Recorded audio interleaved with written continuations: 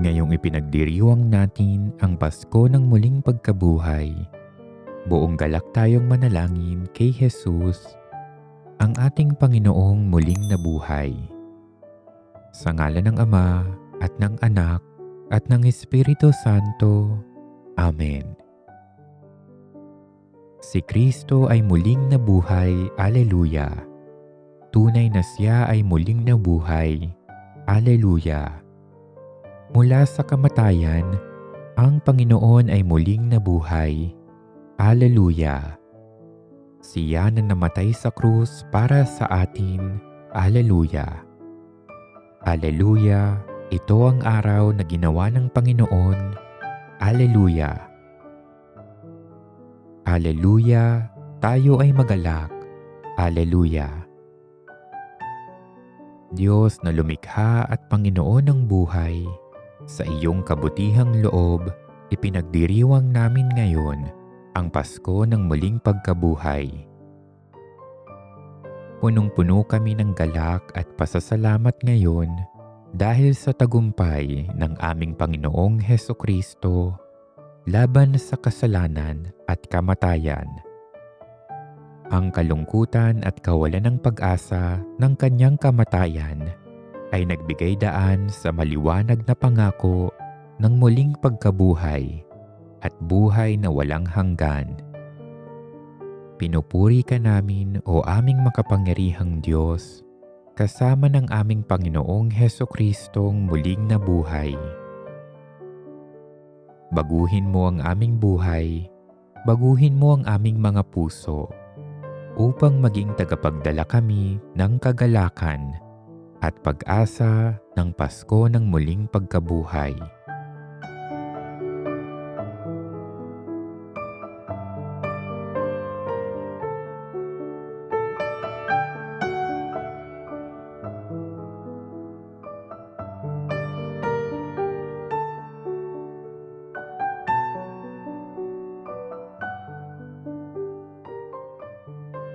Ama naming makapangyarihan, ngayoy binuksan mo para sa amin ang pinto ng kalangitan sa pananaig ng iyong anak sa kamatayan. Ipagkaloob mong sa pagdiriwang namin sa Pasko ng pagkabuhay, kami mabuhay sa pagpapanibagong dulot ng iyong Espiritu sa kaliwanagan ng buhay mo sa pamamagitan ni Hesukristo kasama ng Espiritu Santo, magpasawalang hanggan. Atin ngayong pagnilayan ang daan ng muling pagkabuhay, ang landas ng liwanag.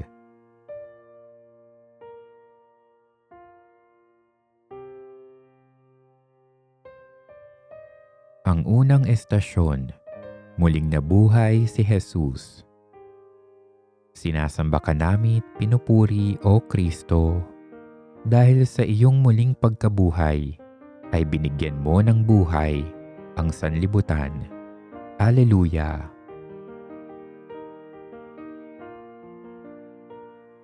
Makaraan ang araw ng pamamahinga, pumunta sa libingan ni Jesus si Maria Magdalena at ang isa pang Maria. Bumaba mula sa langit ang isang anghel ng Panginoon. Ngunit sinabi nito sa mga babae, "Huwag kayong matakot. Alam kong hinahanap ninyo si Jesus na ipinako sa krus. Wala na siya rito sapagkat siya'y muling nabuhay tulad ng kanyang sinabi."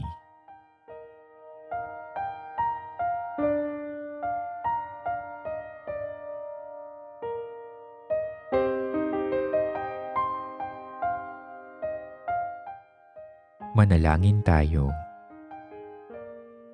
Panginoong Jesus, salamat sa magandang balita ng iyong muling pagkabuhay. Sa lindol at nabuksang libingan, sa nagkalat na kayong lino at libingang walang laman, sa harap ng masasamang balitang nagdadala ng lambong sa mga puso, ang balita ng iyong anghel ay buhay at hindi kamatayan ang magwawagi sa katapusan. Alisin mo sa aming lipunan ang lahat ng pagsusulong ng kamatayan. Gawin mo kaming mga tagapagpahayag at daluyan ng buhay na nakaugat sa iyong muling pagkabuhay. Amen. Ikalawang estasyon, sina Pedro at Juan sa libingan. Sinasamba ka namit pinupuri o Kristo. Dahil sa iyong muling pagkabuhay, ay binigyan mo ng buhay ang sanlibutan. Haleluya! Madilim-dilim pa ng araw ng linggo, naparoon si Maria Magdalena sa libingan. Naratnan niyang naalis na ang batong pantakip sa pinto ng libingan. Dahil dito, patakbo siyang pumunta kay Simon Pedro at sa alagad na mahal ni Jesus at sinabi sa kanila, "Kinuha sa libingan ng Panginoon at hindi namin alam kung saan dinala." Kaya't si Pedro at ang nasabing alagad ay nagpunta sa libingan.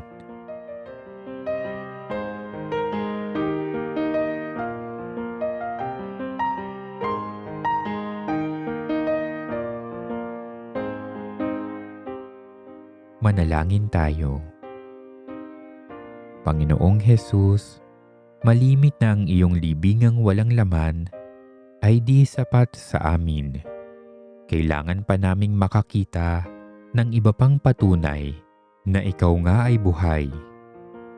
Sa pamamagitan ng iyong biyaya, tulungan mo kaming makitang ikaw ay kapiling namin sa banal na kasulatan at sa banal na Eucharistia, sa pagdiriwang ng mga sakramento at sa pagsasama-sama ng bayan ng Diyos, sa katauhan ng aming kapwa at sa mga pangyayari sa aming buhay. Gawin mong ang pagpapatawad, pagkakaisa at pagmamahalang dulot ng iyong muling pagkabuhay ay maikalat namin sa aming daigdig na ginagalawan. Amen.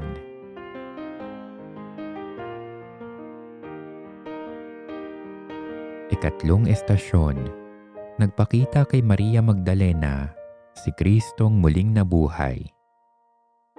Sinasamba ka namit pinupuri o Kristo. Dahil sa iyong muling pagkabuhay, ay binigyan mo ng buhay ang sanlibutan. Haleluya! Si Maria ay nakatayong umiiyak sa labas ng libingan. Yumuko siya at tumingin sa loob. Lumingon siya at nakita niya si Jesus na nakatayo roon. Ngunit hindi niya nakilalang si Jesus iyon. Tinanong siya ni Jesus, "Bakit ka umiiyak? Sino ang hinahanap mo?" Akala ni Maria ay siya ang tagapag-alaga ng halamanan.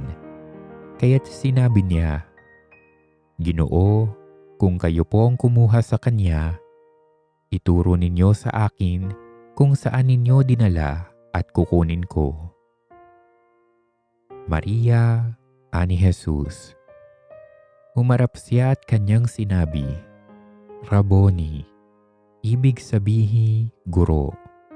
Kaya't si Maria Magdalena ay pumunta sa mga alagad at sinabi, "Nakita ko ang Panginoon."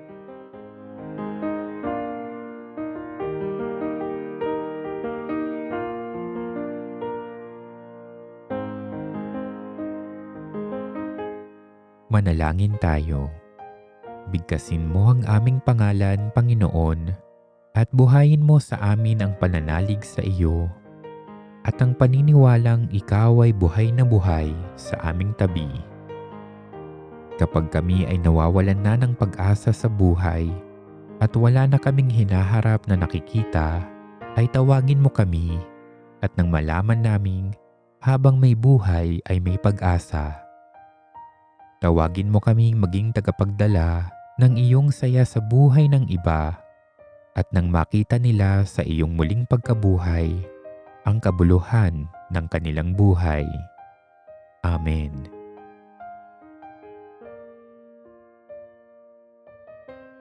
Ika-4 na estasyon, sinabayan ni Kristong muling nabuhay ang 2 alagad patungong Emmaus. Sinasamba ka namin at pinupuri o Kristo dahil sa iyong muling pagkabuhay ay binigyan mo ng buhay ang sanlibutan. Haleluya! Nang araw ding iyon, ang 2 sa mga alagad ay patungo sa isang nayong tinatawag na Emmaus. May 11 kilometro ang layo sa Jerusalem. Samantalang nag-uusap sila at nagtatanungan, lumapit si Jesus at nakisabay sa kanila. Siya'y nakita nila, ngunit hindi nakilala agad. Tinanong sila ni Jesus, "Ano ba ang pinag-uusapan ninyo?" At sumagot sila, "Tungkol kay Jesus na taga Nazaret, isang propetang makapangyarihan sa gawa at sa salita, maging sa harap ng Diyos at ng mga tao."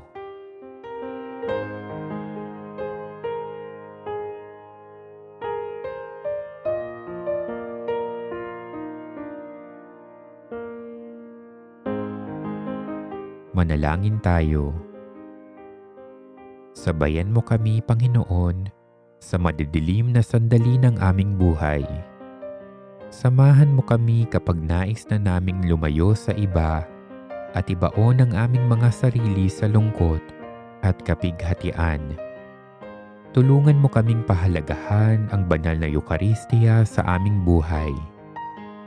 Makita nawa namin sa salita ng Diyos ang linaw na aming kailangan upang maunawaan ang mga kabiguan sa aming buhay.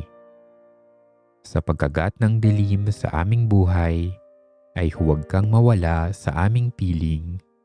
Amen.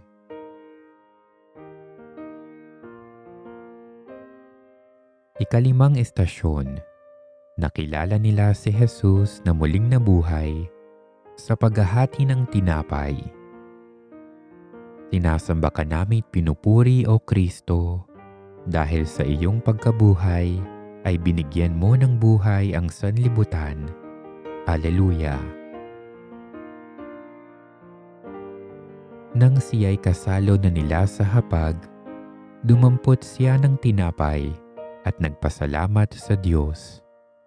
Saka pinaghati-hati at ibinigay sa kanila.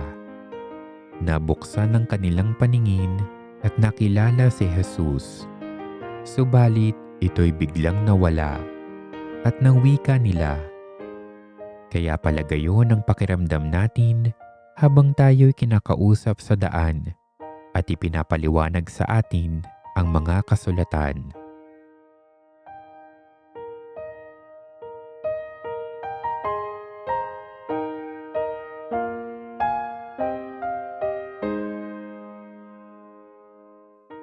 Manalangin tayo.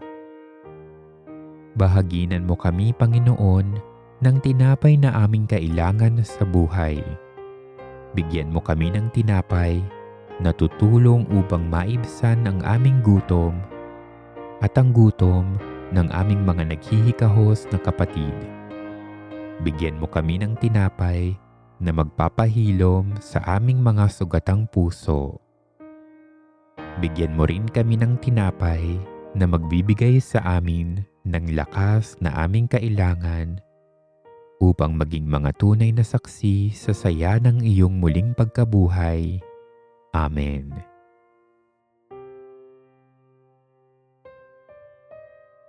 Ika-6 na estasyon, nagpakita si Jesus sa kanyang mga alagad.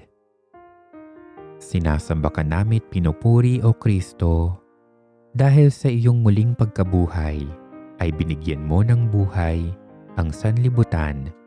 Haleluya! Samantalang pinag-uusapan nila ito, si Jesus ay tumayo sa gitna nila. "Sumainyo ang kapayapaan," sabi niya sa kanila. Ngunit nagulat sila at natakot, sapagkat akala nila'y multo ang nasa harapan nila. Kaya't sinabi ni Jesus sa kanila, Ano't kayo'y nagugulumihanan? Bakit nag-aalinlangan pa kayo? Tingnan ninyo ang aking kamay at paa. Ako nga ito. Hipuin ninyo ako at pagmasdan. Ang multo'y walang laman at buto, ngunit ako'y mayroon, tulad ng nakikita ninyo.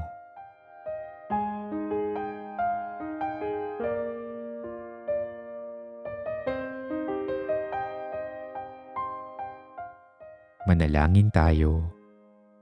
Ipagkaloob mo sa amin, Panginoong Hesus, ang matibay na pananalig na totoo ngang ikaw ay muling nabuhay. Palakasin mo ang aming mga puso na huwag matakot tumaya ulit sa iyo.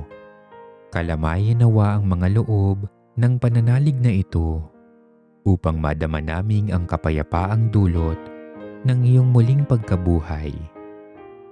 Magtiwala nawa kaming kahit kailan ay hindi sayang ang pag-aalay ng sarili sa iyo para sa pagpapalawig ng paghahari ng Diyos sa daigdig na aming ginagalawan. Amen.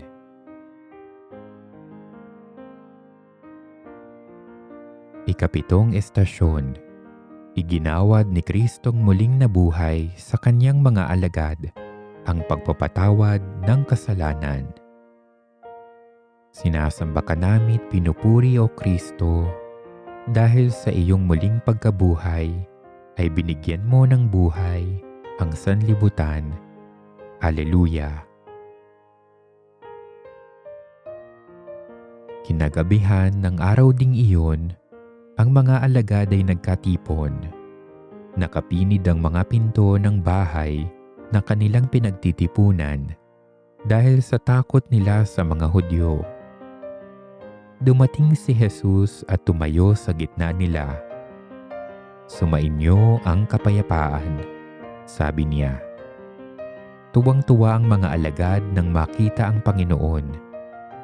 Pagkatapos sila'y hiningahan niya at sinabi, "Tanggapin ninyo ang Espiritu Santo.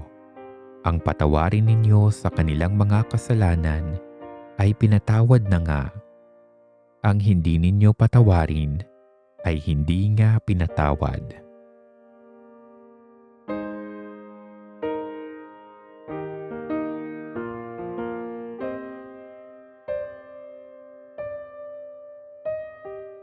Manalangin tayo. Salamat, Panginoon, sa iyong dakilang awa at habag. Binigyan mo kami ng pagkakataong mahugasan ang mga kasalanan sa iyong dugong dumanak. Iginawad mo sa amin ang kapatawaran ng aming mga kasalanan sa pamamagitan ng paglilingkod ng iyong simbahan. Gawin mong tunay naming malasap ang kapayapaan at ligaya ng taong napatawad at nagbabagong buhay.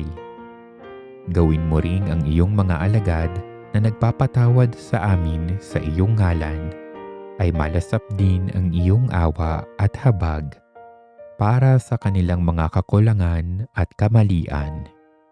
Amen.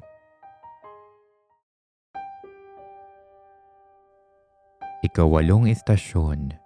Nagpakita kay Tomas si Kristong muling nabuhay. Sinasamba ka namit pinupuri o Kristo dahil sa iyong muling pagkabuhay ay binigyan mo ng buhay ang sanlibutan. Alleluia.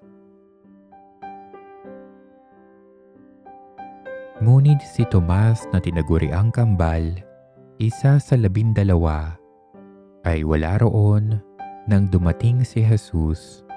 Makalipas ang 8 araw, muling nagkatipon sa loob ng bahay ang mga alagad. Kasama nila si Tomas. Nakapinid ang mga pinto, ngunit pumasok si Jesus at tumayo sa gitna nila. Sinabi niya, "Sumainyo ang kapayapaan." Saka sinabi kay Tomas, "Tingnan mo ang aking mga kamay at ilapit dito ang iyong mga daliri. Ipasok mo ang iyong kamay sa aking tagiliran. Huwag ka nang mag-alinlangan, maniwala ka na." Sumagot si Tomas, Panginoon ko at Diyos ko.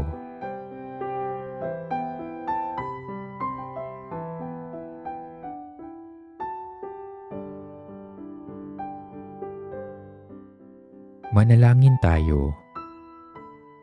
Patawarin mo kami, Panginoon, sa aming kabagalang maniwala. Patawarin mo, Panginoon, ang aming kapangahasang manghingi sa iyo ng mga katibayang totoo nga ang iyong muling pagkabuhay. Talagang sa walang pananampalataya ay walang katibayan ng sapat. Buksan mo ang aming mga mata para mamalas namin ang mga patunay ng iyong muling pagkabuhay. Tulungan mo kaming namnamin ang tindi ng iyong pag-ibig na maaari lamang mapasa amin dahil ikaw ay buhay na buhay, nakaluklok sa kanan ng Ama, nagsugo ng Espiritu Santo sa amin at nagahari magpasawalang hanggan. Amen.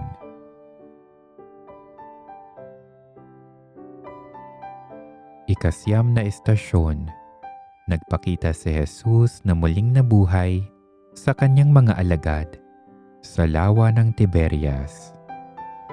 Sinasamba ka namit pinupuri o Kristo dahil sa iyong muling pagkabuhay ay binigyan mo ng buhay ang sanlibutan. Alleluia. Pagkatapos muling napakita si Jesus sa mga alagad sa tabi ng lawa ng Tiberias. Magkasama sina Simon Pedro, Tomas na tinaguriang kambal, Nathaniel na taga Cana, Galilea, mga anak ni Zebedeo at 2 pang alagad. Sinabi sa kanila ni Simon Pedro, "Mangingisda ako." Sasama kami, wika nila. Umalis sila at lumula na sa bangka, subalit walang nahuli ng gabing iyon. Nang magbubukang liwayway na, tumayo si Jesus sa pampang, subalit hindi siya nakilala ng mga alagad. Sinabi niya, "Mga anak, mayroon ba kayong huli?" "Wala po," tugon nila. "Ihulog ninyo ang lambat sa gawing kanan ng bangka at makahuhuli kayo," sabi ni Jesus. Inihulog nga nila ang lambat at hindi na nila ito mahila sa dami ng huli. Sinabi kay Pedro ng alagad na minamahal ni Jesus, "Ang Panginoon iyon."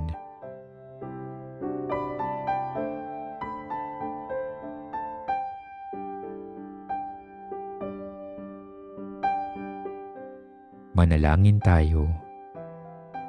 Tulungan mo kami, Panginoon, upang hindi kami matalo ng mga kabiguan sa buhay. Gabayan mo kami at nang kami makasulong sa buhay at hindi laging bumabalik sa nakalipas. Buksan mo ang aming mga mata upang makita ka naming nakatayo sa pangpang ng aming buhay at nagtuturo sa amin ng dapat naming gawin. Makapagpasalamat nawa kaming lagi sa iyo, di lamang para sa masarap na pagkain, kundi lalo na para sa masaganang buhay na iyong inihahanda sa bawat paggising namin sa umaga. Amen.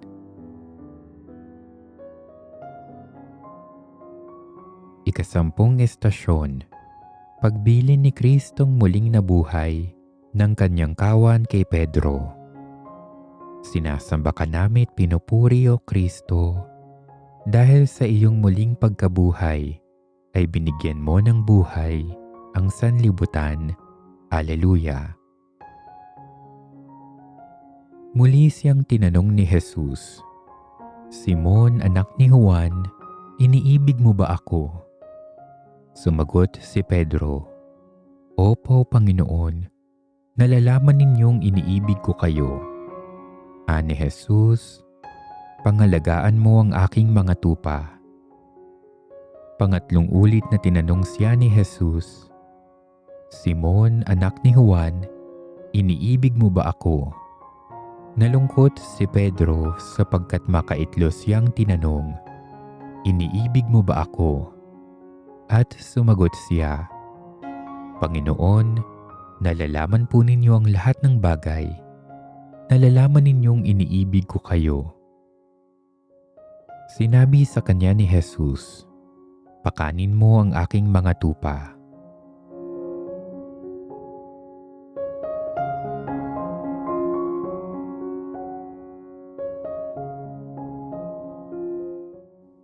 Manalangin tayo. Salamat Panginoong Jesus sa iyong dakilang awa at habag. Ipinamalas mo ito sa iyong hinirang na mamuno sa iyong pamayanan. Kahit 3 ulit kang itinatwa ni Pedro, ay binigyan mo pa rin siya ng pagkakataong bumawi. Pag-ibig ang kanyang paraan para makabawi sa kanyang pagkakamali. Tulungan mo rin kaming makabawi sa aming mga pagkakasala. Isugo mo sa amin ang iyong banal na espiritu upang pukawin ang mga puso ng dalisay na pag-ibig. Sana ay makatulong kami sa pangangalaga sa mga taong ipinadadala mo sa aming buhay. Amen.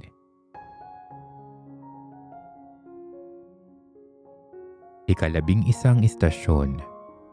Sinugo ni Kristong muling nabuhay ang mga alagad para mangaral sa buong daigdig. Sinasamba ka namin pinupuri o Kristo dahil sa iyong muling pagkabuhay ay binigyan mo ng buhay ang sanlibutan. Haleluya!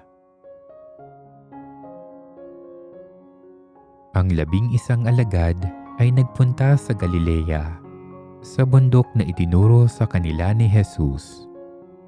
Nang makita nila si Jesus, siya'y sinamba nila, bagamat may ilang nag-alinlangan. Lumapit si Jesus at sinabi sa kanila, Ibinigay na sa akin ang lahat ng kapangyarihan sa langit at lupa. Kaya humayo kayo at gawin ninyong alagad ko ang lahat ng bansa. Bautismohan ninyo sila sa ngalan ng Ama at ng Anak at ng Espiritu Santo, at turuang sumunod sa lahat ng ipinag-utos ko sa inyo. Tandaan ninyo, ako'y laging kasama ninyo hanggang sa katapusan ng sanlibutan.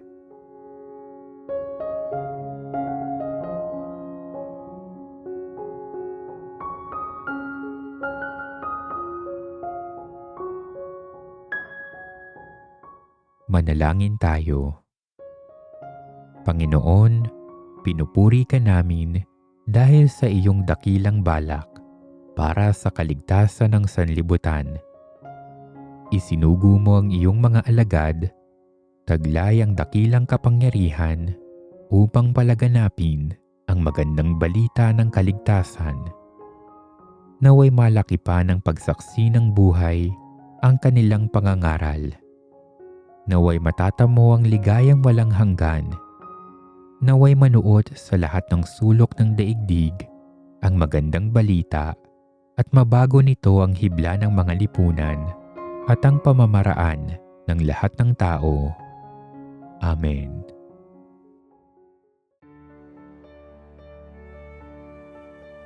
Ikalabing-dalawang istasyon. Umakyat sa langit si Kristong muling nabuhay. Sinasamba ka namit pinupuri o Kristo dahil sa iyong muling pagkabuhay ay binigyan mo ng buhay ang sanlibutan. Haleluya! Kaya't nang magkasama-sama si Jesus at ang mga alagad, nagtanong ang mga ito, Panginoon, itatatag na ba ninyong muli ang kaharian ng Israel? Sumagot siya, Bibigyan kayo ng kapangyarihan pagbaba sa inyo ng Espiritu Santo, at kayo'y magiging mga saksi ko sa Jerusalem, sa buong Judea at Samaria, at hanggang sa dulo ng daigdig. Pagkasabi nito, siya'y iniakyat sa langit samantalang nakatingin sila sa kanya at natakpan siya ng ulap.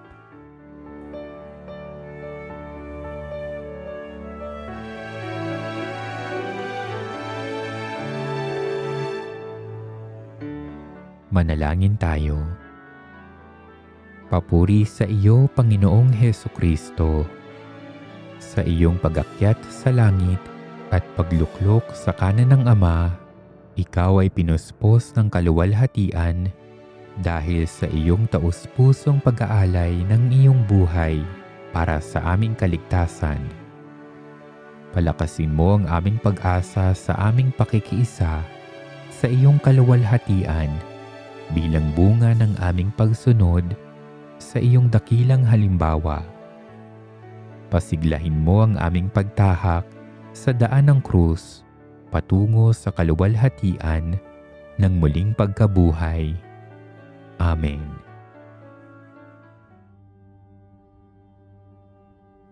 Ikalabing-tatlong estasyon. Naghahanda ang mga alagad para tanggapin ang banal na Espiritu. Sinasamba ka namit pinupuri o Kristo dahil sa iyong muling pagkabuhay ay binigyan mo ng buhay ang sanlibutan. Alleluia. Ang mga apostol ay nagbalik sa Jerusalem buhat sa bundok ng mga Olibo na halos 1 kilometro ang layo. Ang mga ito ay sina Pedro, Juan, Santiago, Andres, Felipe, Tomas, Bartolome, Mateo, Santiago na anak ni Alfeo, si Simon ang Makabayan, at si Judas na anak ni Santiago. Pagdating sa kanilang tinutuluyan sa lungsod, nagtuloy sila sa silid sa taas. Lagi silang nagsasama-sama sa pananalangin kasama ang mga babae at si Maria ang ina ni Jesus, gayon din ang mga kapatid ni Jesus.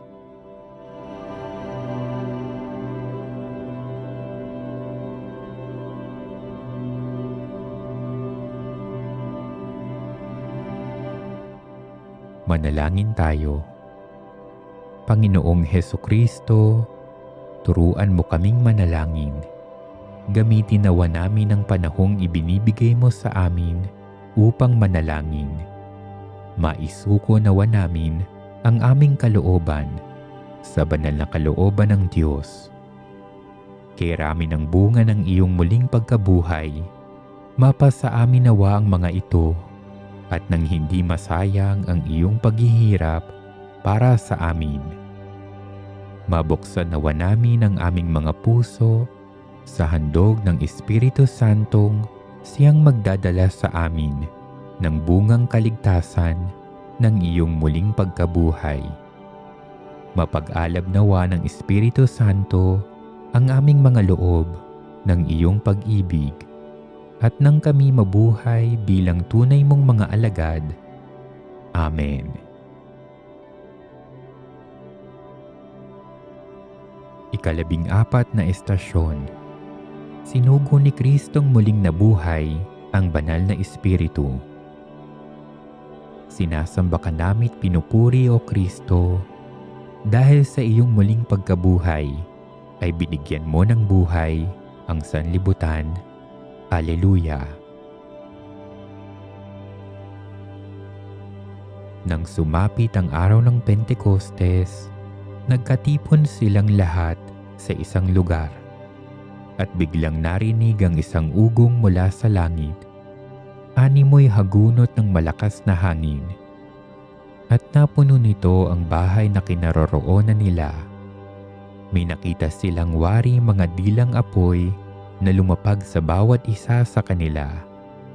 At silang lahat ay napuspos ng Espiritu Santo at nagsalita ng iba't ibang wika ayon sa ipinagkaloob sa kanila ng Espiritu.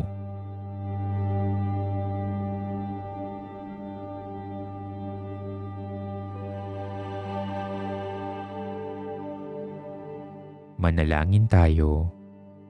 O Diyos, Espiritu Santo, Panginoon at nagbibigay buhay, na nanggaling sa Ama at sa Anak, sinasamba ka namin at pinararangalan kaisa ng Ama at ng Anak. Panibaguhin mo ang aming mga puso at ang aming daigdig.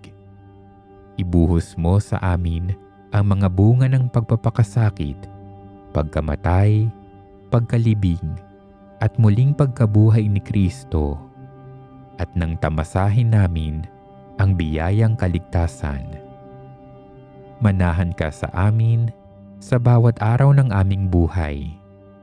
Pasiglahin mo ang aming pagpupunyaging maitatag ang paghahari ng Diyos sa lahat ng lugar na aming ginagalawan. Amen.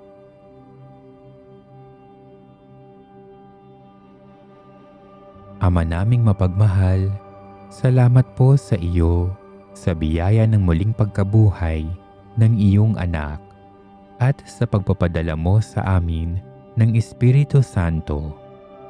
Naway ang panibagong pangangalat ng Ebanghelyo ay maging daan ng pag-ibig ng Santatlo. Kasama ng mataimtim na tulong ni Maria, itinataas namin ang aming mga puso. Amen. Nawa ang kaluwalhatian at ang pangako ng masayang panahon ng taon na ito ay magdala ng kapayapaan at kaligayahan sa amin at aming mga mahal sa buhay. At naway si Kristo, ang aming tagapagligtas na muling nabuhay, ay manatili sa aming piling upang gabayan kami at patuloy kaming pagpalain. Amen. Sa ngalan ng Ama at ng Anak at ng Espiritu Santo. Amen.